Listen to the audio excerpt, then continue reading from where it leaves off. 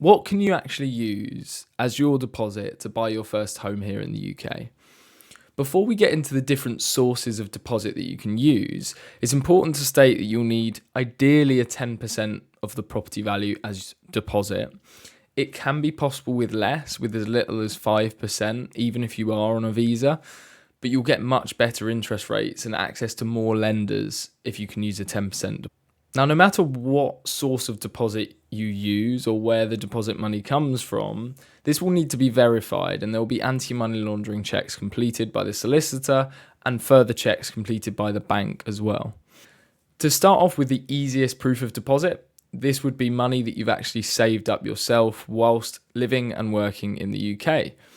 Of course, after that, it could be money that you've saved up whilst you lived abroad, and maybe you've brought it here to the UK already. Potentially, maybe it's still abroad. Both of those are fine. If it's still abroad or the money was built up abroad, it will just be a bit more difficult to prove, and there'll be further checks.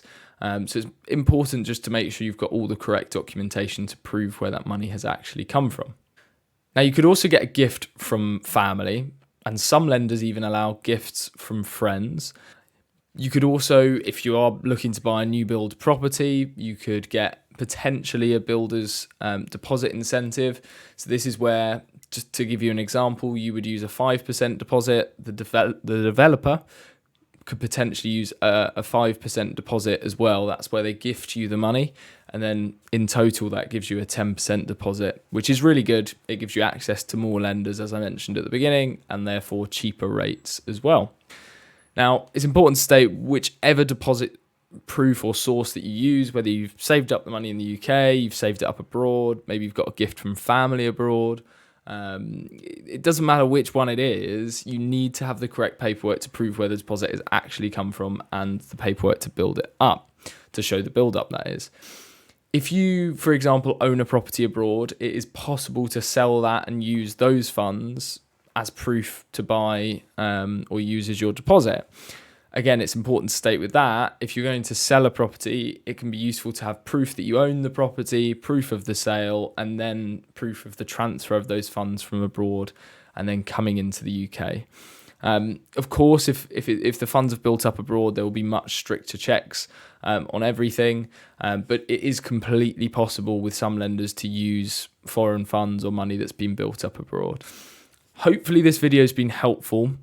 When it comes to actually the specific documents that you require, this is something I work with my clients with to help them.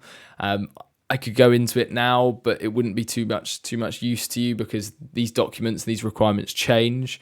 But it's just important to know that there are multiple ways you can get deposit together, but they are just strenuous checks. You just need to make sure that if it's coming from abroad, you've just got, let's say, keep the bank statements, or maybe make sure you keep the proof of ownership of that property, so then we can prove it very easily when you want to use that as your deposit to buy a property here. If you enjoyed this video, I've got another video that I know you'll love. I'm going to pop it on the screen somewhere here. You click the button. It's called Everything That You Need to Know to Buy Your First Home in the UK. And this is a step-by-step guide. It breaks everything down. It's a very long video, but I know it will help you if you enjoyed this video. So click through on there. And of course, if you'd like to see more content like this, please do subscribe. Drop us a comment below, and I'll look forward to seeing you in the next video.